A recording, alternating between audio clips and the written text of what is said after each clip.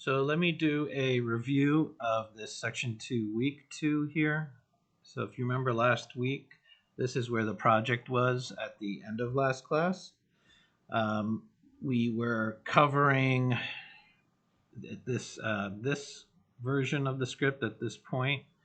If I click on it, you can notice, as I look in the inspector here, first off, we'll see that we have some properties exposed, and some of them just have a number exposed as like the default way it gets exposed. And remember, I kind of upgraded some of the properties exposed to show kind of like as a slider that developers can use. It's not exposed to the user, but it offers like a minimum and a max. It's like safe values. It keeps this change to the properties within like a safe range that we've experimented with and found that it's appropriate. And if I continue that conversation, notice that like rotation amount here, I can change it. So it is a public float, and it's defaulting to 0. You can do assignments like this if they're defaulting to for example, float defaults to 0. Like if you don't assign it to anything, it's just going to get assigned 0. But just to be explicit, just showing that it's being set to 0. But this variable is being exposed in the kind of the normal way. But it's public. That's not always great. So the first step we talked about is you can make it private, a property that you wish to expose in the inspector. But you can like use this macro command.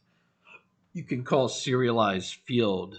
And remember, we discussed what serialize and deserialize meant. Converting objects to binary streams of binary or bit data that can be read by other processes or other computers and rebuilt kind of as an object that's deserialized on the other side.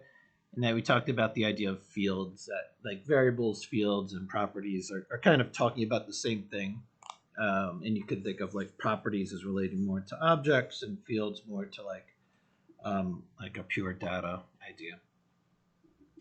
So anyway, this is private, which is good for object-oriented programming, but we are having this compiler command, this macro run, that so Unity is aware that this is going to be exposed, but it can stay as private. And then the next step is, if it's convenient for you, that you don't have to just show a number in the inspector. You can do another type of macro, another type of compiler command, and you can specify a range that has a minimum and a maximum to kind of clamp the number down when you're using an inspector, if you found that there's actually like a safe range that you want to be in. And you can notice that these macros are done up, are kept on the same line as my declaration. And here they're kind of stacked on top, but they just mean whatever's underneath them, they're going to impact. And this is our click position manager script that's sitting on our click detector game object as a component object. And this was the state of it last week. And we have our big update method and the big user input check. And all this was as is, but we did go into describing how we were changing the scale and the color of the object.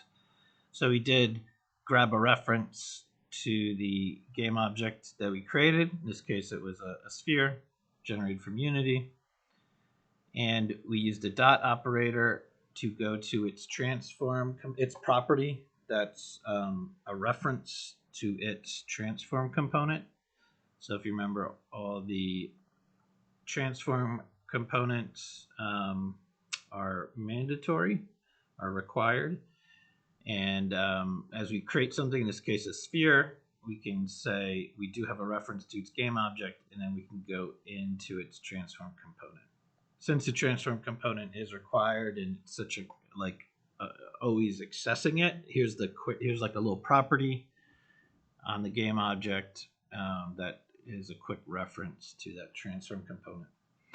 And then we can drill down more. We can go use the dot operator and grab the local scale property of that transform object. And the local scale property is pointing, it's a reference to a vector 3. And a vector 3, it has an x, y, and a z, 3 floats, and it wraps up the idea of 3 floats nicely into a vector 3 class.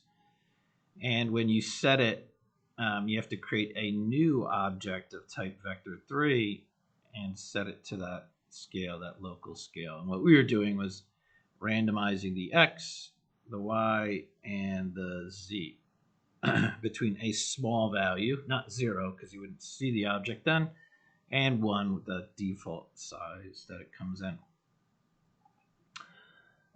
Next up, we wanted to change the color, and that meant that we have to go down into the mesh render of the sphere.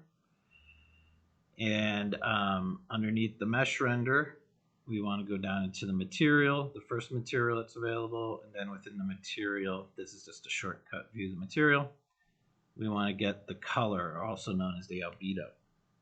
And just remember that the material is a wrapper for shaders, and shaders are GPU code. We're not going to get involved in them. A lot of them have been pre-built for us, and a material is like a nice interface, a nice wrapper for the shade. You can tweak all this stuff. So first off, we have to get the mesh render component. So remember, a component is an object, a component object that's coming from a C# class. And if we have a reference to the game object, we can call a method called getComponent. And the getComponent method, it's a method call. You can see with the smooth brackets, it's what's called a generic, meaning you could pass in different types of, or different objects, different types when running this method. So this is saying, hey, we're going to call the getComponent method, and we need to know which type we're running it on. Which component type do we wish to try to retrieve? So you could grab the transform component this way as well, but there is a shorthand way of doing it. And this will look on the game objects, which is aware of all its component objects, and try to find the one that you're referring to. And if none exists, so for example, if we ran it on click detector, which does not have a mesh render, it will return null. But on sphere, there is a mesh render here, and it will return a reference to this object. And then when we're have a mesh render object, we can look into or call its material property, which will return the material object that's associated with it, which is this here. And we can then call the color property on it, which is referencing this albedo, this color here. And remember, RGB, or red, green, blue, is in values of 0 to 255 or 8 bits. But we could just reference them between 0 and 1, like fully off to fully on and everything in between. And there's 4, so it's a vector 4A for alpha. So when we're setting the color, we have a new vector 4, creating a new vector 4 object. And this time we're random ranging the red, green, blue from 0 to 1. We can do fully off to fully on and everything in between for color. And there's 4 values going into that. And then we call this destroy method. This is interesting because it looks like it's like a function call. It's not actually referencing an object, but if you hover over it, it's coming from this object class. So you can think of it like a static method call on this object class. The object class is like so super, it's like everything is an object. So you can actually kind of just call this shorthand method like this, just destroy, and it knows what you're referring to. And then you have to pass in what you want to destroy. In this case, a reference to our game object we just created, and after how much time to destroy it. Now, once we went over the ending of like creating an object, the last parts of creating the object, and then like we saw, oh, it's kind of helpful to expose some properties out, but then make them a little safer, put them in like a range, a slider for other developers. Now we can think about, well, I actually want to expose this property out to the user. I want to allow the user to change it. So now we can talk about the UI. So up here under UI, we have the canvas and the event system. So we just created a canvas and we covered image, text, and toggle. Oh, no, not toggle, slider last week. But we just started with creating a canvas, which creates an event system to come along with it. And you put all your UI elements underneath the canvas. Then we talked about how all the UI elements have a rectangle transform, and not a transform. And this is because they're only in screen space. They're not out in the world. They're just rendered to the camera. And it's a little bit different. So we use a different type of transform for them because it's more like in just a confined rectangle space. So we created an image. And notice it's in a rect transform. And we did make use of this anchoring system. And this is super useful because the UIs, their screen space, you don't know like what the aspect ratio that the user's computer or phone or tablet will be on. So rendering a UI can be rather tricky. And we use these anchoring to pin our content in certain parts of the screen to try to keep a kind of a relative transform, to a relative position, as with all these to handle these different aspect ratios. So in this case, I just created an image object, and here's the rect transform, and I positioned it, and I pinned it, or anchored it in the bottom corner. And then I created a text UI element, but I just dragged it under. I made it a child of the image game object. The benefit of that is everything comes along for the ride. The text game object is inheriting the transform of the image, so I only have to move one, and the other updates as well. And then the text object, you could like change the string in it. You can change the font size, the color, its alignment. It's a very useful text object.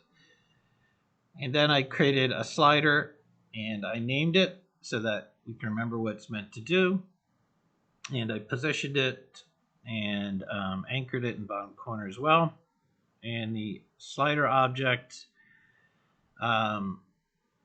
has a min and a max value and like a default value. So when you're going to use it to connect up to like when your properties or something you're changing in one of your scripts, you have to think about, well, we experimented with this property and what is it, the values, the min, the max, the default. So in our case, this is meant to control the distance float, this distance property, and we already have a default, like, yes, I want to by default place stuff 10 meters from the camera, and I don't want to, my min is 5, I don't want to go closer, and my max is 20, I don't want to go farther away.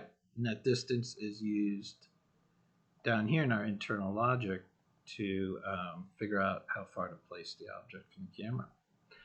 So that's why when I create the slider, and I know it's meant to be used for how the user interaction on it when it changes the slider, what's meant to change on my property, so I know how to set these min to max, these default values. And then on value changed, this is like the events. These events are being generated by user input. You never know when the user is going to interact with the UI element, so you have to like listen to it. You have to listen to this event. So as the slider changes, it wants to send out a single, which is a float, a decimal. It's saying who is listening to it, and you need to connect up a public method to receive that update from the UI and change a value that our property that we use later on.